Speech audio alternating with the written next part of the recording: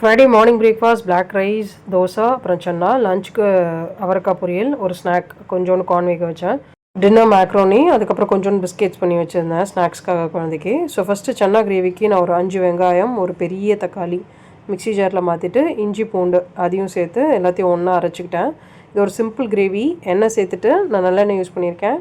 ஒரு பட்டை, ஒரு லவங்கம், ஒரு ஏலக்காய், அதுக்கப்புறமா சோம்பு ஆட் பண்ணிவிட்டு நான் அரைச்சி வச்ச பேஸ்ட்டை சேர்த்துட்டேன். இதில் கொஞ்சோண்டு மஞ்சத்தூள் போட்டுட்டு இது நல்லா குக் ஆகணும். இந்த டைமில் வந்து நான் மாவு கரைச்சி வச்சுட்டேன். இது வந்து பிளாக் ரைஸ். இதில் கொஞ்சம் தண்ணி, சால்ட் சேர்த்து இதை கரைச்சி ரெடி பண்ணி வச்சுட்டேன்.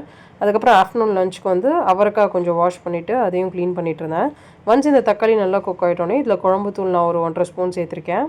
அதுக்கப்புறமா தனியாத்தூள் வந்து நான் ஒரு 1.5 ஸ்பூன் சேர்த்துருக்கேன். இது எல்லாத்தையும் நல்லா மிக்ஸ் பண்ணிவிட்டு வேக வச்ச சன்னா தண்ணியோடு சேர்த்துட்டு, தண்ணி எக்ஸ்ட்ரா வேணும்னா ஆட் பண்ணிக்கலாம்.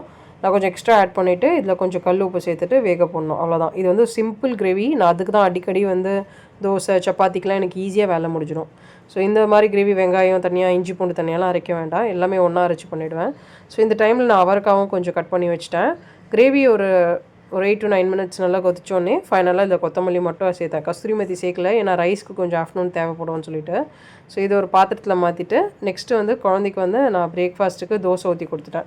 அவள் வந்து இட்லி வேண்டாம்னு சொல்லிட்டா. ஸோ இந்த பிளாக் ரைஸில் தோசை, இது வந்து நல்ல மாவு புளிச்சிருக்கிறதால ரொம்ப நல்லாயிருக்கும் தோசை. நம்ம நார்மல் தோசை மாதிரி தான் இருக்கும். இந்த பிளாக் ரைஸை போட்டதால் வந்து எந்த டிஃப்ரென்ஸும் இருக்காது. ஸோ பிரேக்ஃபாஸ்ட்க்கு வந்து பிளாக் ரைஸ் தோசை, சன்னா. லஞ்சுக்கு வந்து நான் அவரைக்காய் பொரியல் மட்டும் பண்ணிக்கிட்டேன், ஏன்னா சன்னா கிரேவி அப்படியே இருந்துச்சு. அவரைக்காய் பொரியல் வந்து கொஞ்சம் வெங்காயம் தக்காளிலாம் வதக்கிட்டு இந்த அவரைக்காய் சேர்த்து குக் பண்ணேன். கொஞ்சம் குழம்பு தூள், தனியாத்தூள்லாம் போட்டு இதை ரைஸோடு சாப்பிட்லாம். ஸோ லஞ்ச் வந்து அவரைக்காய் பொரியல், ரைஸ், அப்புறம் சன்னா கிரேவி இருந்துச்சு. ஈவினிங் வந்து ஒரு 2 கார்ன் வேக போட்டு வச்சுருந்தேன். இது வந்து தண்ணி ஊற்றிட்டு கார்ன் சேர்த்துட்டு ஒரு கொஞ்சோண்டு கல்லுப்பு சேர்த்து கரெக்டாக நான் 4 விசில்ஸ் வைப்பேன். ஸோ அதுக்கப்புறமா கொஞ்சம் ஃப்ரீயாக இருந்தேன்னே சொல்லிட்டு, ஏன்னா நைட் வந்து நான் மேக்ரோனி தான் பிளான் பண்ணேன். ஸோ அதனால் வந்து கொஞ்சம் பிஸ்கெட்ஸ்க்கு ரெடி பண்ணேன்.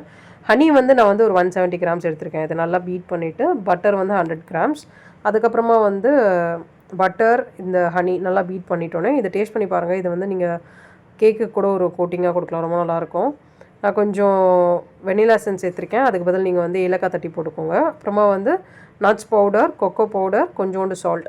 இதில் வந்து நான் வந்து இந்த ஸ்ப்ரவுட்டட் ரை ஃப்ளவர் வந்து 270 கிராம்ஸ் சேர்த்துருக்கேன். உங்களுக்கு வேணும்னா நீங்கள் கம்மியான குவான்டிட்டியில் ஃபஸ்ட்டு ட்ரை பண்ணி பாருங்கள். இது வந்து நான் நாட்டு சக்கரை வச்சும் நிறைய வீடியோஸ் போட்டிருக்கேன். என்னோடய சேனலை செக் பண்ணால் உங்களுக்கு தெரியும்.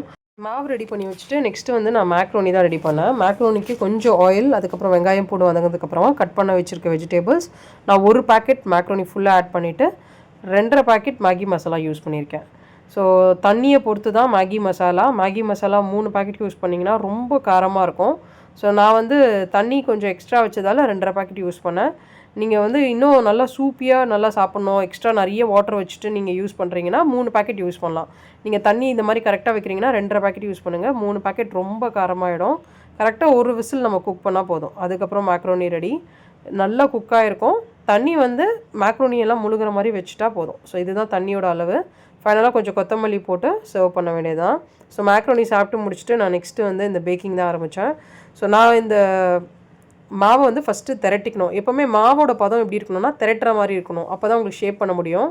ஸோ நான் வந்து இந்த சிலிகான் ஷீட் வாங்கியிருந்தேன். அதில் ஃபஸ்ட்டு வச்சுட்டு ஓடிஜிக்குள்ளே வைக்கப்போது இடம் பத்தல. ஸோ மறுபடியும் நான் வந்து பட்டர் ஷீட்டில் மாற்றிட்டு பேக் பண்ணேன்.